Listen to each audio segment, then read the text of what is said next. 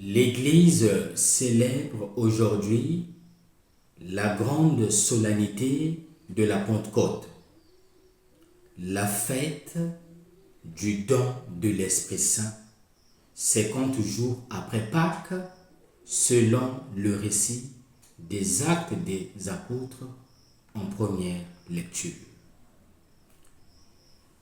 La Pentecôte chrétienne est l'aboutissement et la conclusion de la période pascale. C'est notre Pâques, le passage à une nouvelle condition, non plus sous le régime de la loi, mais sous celui de l'Esprit. C'est la fête de la naissance de l'Église et le début de la mission.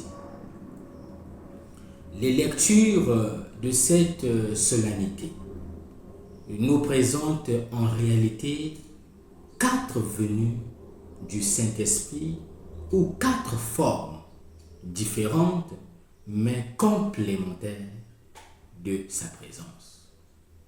Je dirais qu'il s'agit de 4 Pentecôtes. La Pentecôte sur l'Église en première lecture, la Pentecôte sur le monde dans le psaume responsorial, la Pentecôte des charismes ou du service en deuxième lecture, et enfin la Pentecôte dominicale dans l'Évangile.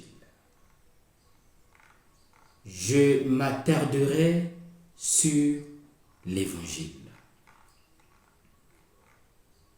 La liturgie nous propose à nouveau l'Évangile de la manifestation de Jésus ressuscité, le soir de Pâques.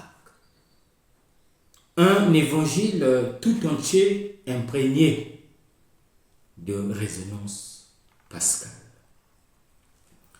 Cet évangile est appelé la Pentecôte dominicale ou la petite Pentecôte de l'évangile de Jean. Car ici, Pâques et la Pentecôte coïncident. Le ressuscité donne l'Esprit le soir de Pâques. Tout le contexte fait penser à l'assemblée dominicale et à l'Eucharistie. C'est là que l'Esprit plane sur les eaux de la peur de la mort et apporte la paix et la joie de la vie. Il faut redécouvrir le rôle prépondérant de l'Esprit. C'est son don. Sans lui, nous ne pouvons proclamer que Jésus est Seigneur, ni invoquer Abba Père. Il n'y a pas d'Eucharistie sans l'intervention de l'Esprit. Entrons alors dans l'Eucharistie en implorant dans notre cœur, viens, viens, Esprit Saint. Nous respirons l'Esprit Saint. L'Esprit est notre oxygène. Sans lui, la vie chrétienne n'est que loi et devoir. C'est comme ramer sans cesse dans l'effort et la fatigue.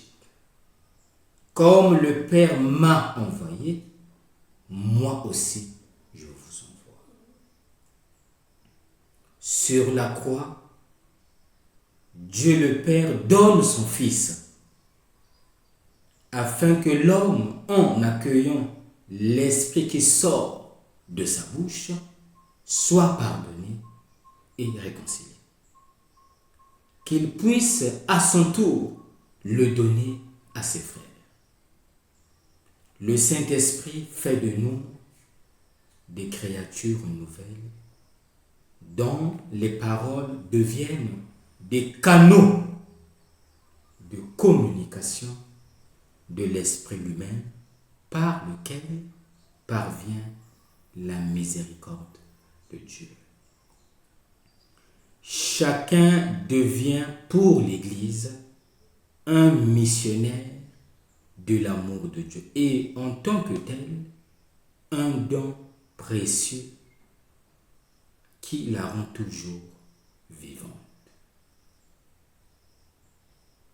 Plus que la bouche du chrétien, ce sont ses œuvres de miséricorde qui parlent. Comme dans tout corps, ainsi, dans l'Église, corps du Christ, la grâce de l'Esprit Saint doit circuler en son sein. Il existe en effet une mission interne à la communauté des croyants, à travers laquelle les membres vivent les uns pour les autres, unis par le lien de l'amour pour le bien commun.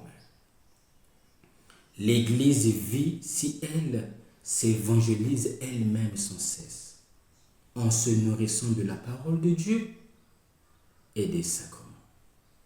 C'est de cette mission interne à la communauté des croyants que dépendent la force, le courage, l'enthousiasme, la passion et la charité qui poussent l'Église à aller vers le monde et à être communicative, attrayante et efficace. La Pentecôte est la vocation du chrétien. Dieu nous appelle à vivre dans le monde, à entrer dans les contradictions de la vie, à nous salir les mains dans l'histoire, à être des signes pauvres mais authentiques du ressuscité.